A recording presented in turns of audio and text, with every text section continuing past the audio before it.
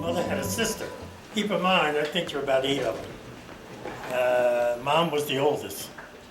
So some of mom's behavior, toughness, comes from that because she was responsible for a lot of those, her siblings, her younger siblings. But at any rate, her younger sister, Ethel, lived in a place called Friendship, Delaware. A little place about big as your thumb. And they had about, I think it was about 14 acres, Charlotte? Yeah. I think it was about 14 acres. And Mom always looking for a business opportunity. Thought that if they would supply the chickens, and she would open up a store and she could sell. They would bring them up, and of course, they could sell the chickens, et cetera, et cetera. The other piece was that she would go over on Dock Street, and that used to be a ferry. They used to go off Kane Avenue to Philadelphia. And you go over there and pick up your crates of collard greens and your fresh vegetables, and she would sell that as well. So that's kind of the way that started. Was a business opportunity. Now keep in mind, so that you get some perspective, there was a state convention at the church one year. Around the corner was an empty store. Mom rented the store. We had to go around there and clean it out. She opened up a restaurant, and for them 3 or 4 days that they were there, she sold meals.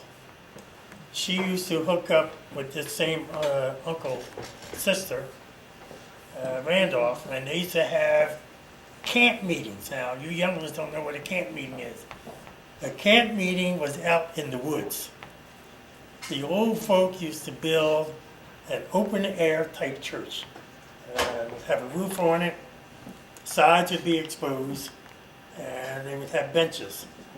And they would have church for 3 days, 4 days. You'd start maybe about Thursday, and from Thursday to Sunday night. Well, Mom would hook up with this same sister and uncle, and they would open up a restaurant. So they'd serve chicken, mostly chicken and the stuff that they got off the farm. So Mom was always looking for a little business opportunity and a way to make some money.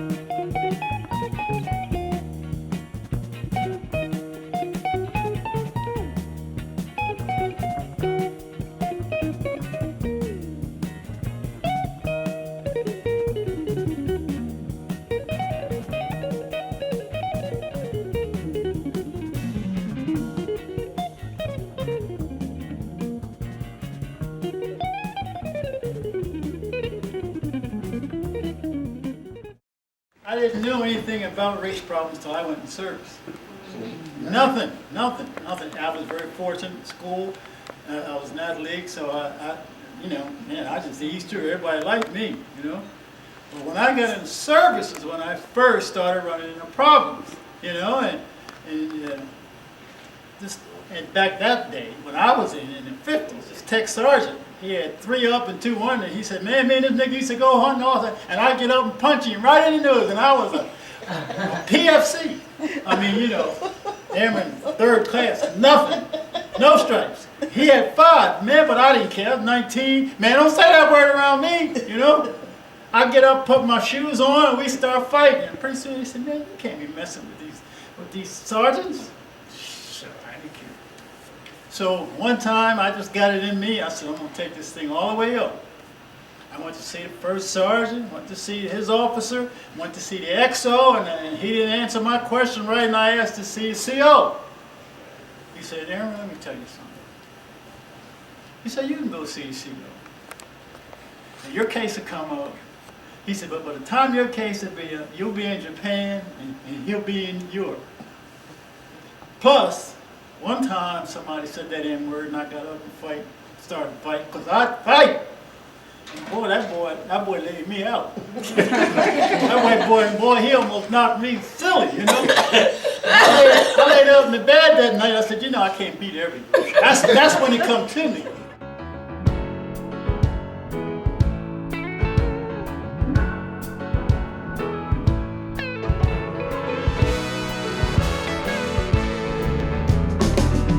Don't play that song for me. It brings back memories of days that I once knew, the days that I spent with you. Oh no, don't let it play, and it fills my heart with pain. Please stop me right away. I remember just what it said. It said, darling, I love you. you know that's right. Darling, I love I you. know I love you, but you lie. Hey, miss. For some reason, Marion knows everything about the family. Everything, both sides. You ask Marion anything. You know, I was 40, 50 years old before I found out that fat grandma was really Mom's mom. And she used to call Grandma Hall just like she called my father Daddy. And I thought it was for us. But it was really her grandmother. You know? Who are the Halls? That was my mother's Grandmother. grandma. That was my mother's grandparents. Cousin Marion was a special person. Yeah. She sent everybody $2 for 50 years. I mean, she just adopted our family. My mother didn't have no daughters. So Marion coming to the house was like a gift from God to my mom. And if you ever saw her around my mother, you could really see it. Until Beverly came. Yeah, she was very, and she was special. She was special to my daddy too. If you look, you got some wedding pictures where she was my father. She was special to my daddy. I remember went out there one time and That's how she got there. way big steak like this. My daddy had on the tree, and the rest of them we had pig feet or something. I don't know what we had. Well, it wasn't that fancy, but she was really special. But not only that, she repaid that kindness to my mother. Yes, yes, she did. She did. Yes, she was. So she's a superstar. That is the way it is. And when Mom left home, Marsh was in charge. Yeah. Carlton broke something. Marsh got the beat. Marsh was in charge. And one night, and this was years ago, Joe Lewis was fighting on radio. We was in the living room listening to it. Carlton snuck out of the living room, went into the kitchen, and thought he had got some peanut butter. They made me eat that But mustard. it was mustard. And he just laid that stuff on, and he come running into the living room with this sandwich with this mustard on it. And Marsh said, now you eat. They were mean. I didn't eat that mustard sandwich. I thought it was peanut butter. Yeah. And they made me eat that.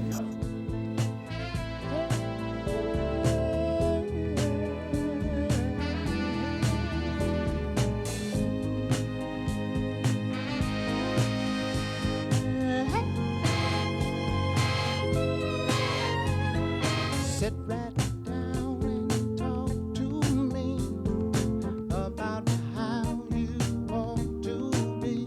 You ought to be with me. Yeah, you ought to be with me.